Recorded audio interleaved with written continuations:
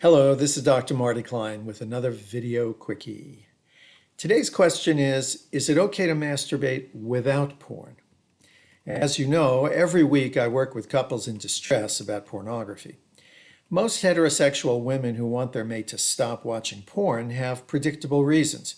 It's infidelity, it kills your desire for me, it gives you sexual autonomy, it gives you expectations of what's sexually normal that I don't share, and making porn is bad for the actresses. I hear this all the time. Since almost everyone who watches porn does it while masturbating, what many wives and sweethearts mean by no porn actually is no masturbating either. A surprising number of men acquiesce to this, whether from guilt, shame, or fear. A few occasionally agree that it's a good idea. Some men really do change their lives and stop masturbating. Some try and don't last a week. Sooner or later, most men who stop masturbating resume, although they rarely tell their partners they want to change the agreement about that. And so they lie. And that said, every few months I see a couple where the wife or the girlfriend says, if you do it without porn, masturbating is okay with me. What benefits does a woman expect from this arrangement, where he masturbates but without porn? Logical or not, it's usually one or more of the following. She feels a greater sense of control in life. She feels triumphant over her actress competitors. She no longer has to fear a prime source of sexually diverse, perverse ideas. She imagines that her guy's desire for her will increase. She has less fear of his infidelity with a real woman. I understand the impulses that drive the desire to feel more control, to be less competitive, more desired, and so on. But struggling with these issues by regulating a partner's porn use is not a very effective way to do so.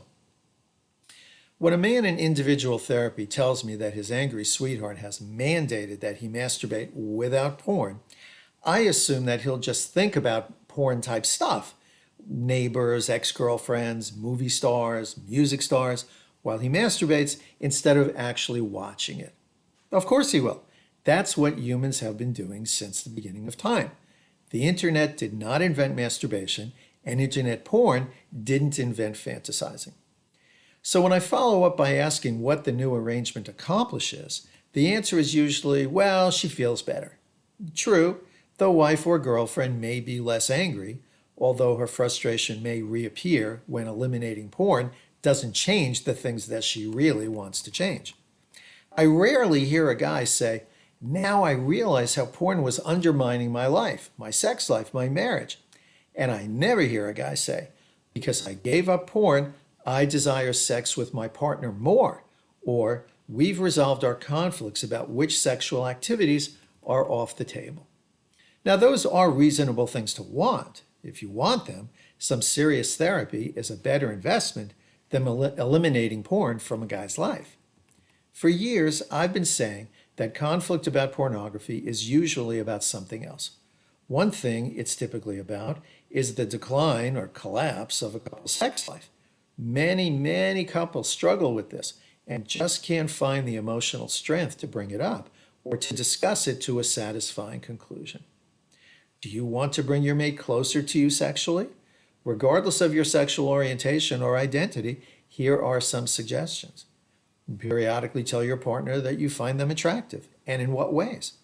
Touch your partner casually, shoulder, hair, hand, at least once on most days. Recall and share an enjoyable sexual encounter you two had, preferably in the last few years. And tell your partner how you feel after enjoyable sex with them. You feel alive, you feel close, you feel graceful, you feel feminine.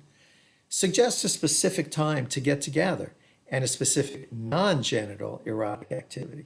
For most people, kissing is a very intimate activity, so you may want to start with cuddling, holding, naked rubbing, maybe undressing each other. When you feel, okay, we've done that enough, don't stop. Do it a little more. Oh, and here's a couple of don'ts. Don't criticize the sex that you have or whine about the low frequency. Instead, talk about the kind of sex that you'd like to have. For example, when we take plenty of time, or when orgasm isn't the goal, or we talk to each other while we're making love. And finally, Don't tell your partner to stop watching porn, and certainly don't tell your partner to stop masturbating. Now, if you're concerned that your partner is too involved with porn, share your concerns. The same way you'd share your concern that he's not going to the gym very much, or he seems to be smoking a lot of pot lately. Let's investigate this together is always a more effective approach than let me tell you what you're doing wrong. I'm concerned about you is good, but if he says thanks but no thanks, that doesn't leave you many options. Now, maybe your partner is too involved with porn. If so, he's fortunate that you want to examine this with him. Talking as partners rather than adversaries or a parent-child critique is the only way that that will be effective. And if he's not interested, well, think carefully. Is this really the worst thing that he's doing in the relationship?